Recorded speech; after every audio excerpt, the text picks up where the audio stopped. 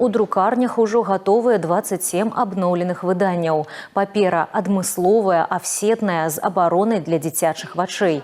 Вокладка інтэгральная, палегчаная. Вага ранца под контролем. Обновлены полностью учебные программы по предмету информатика. Вводится такой блок дисциплин, как технологии искусственного интеллекта. Мы будем учить детей работать с нейросистемами, знакомиться с ними, ну и дальше использовать их позитивно, в конструктивном таком режиме в учебном процессе. Уроки физкультуры ждут изменения, то есть третий час, который в прошлом году вводился как дополнительный час урок физкультуры, будет направлен на формирование двигательной активности детей и на подготовку их к сдаче нормативов. Допризывная медицинская подготовка для учащихся 10-11 классов также есть изменения.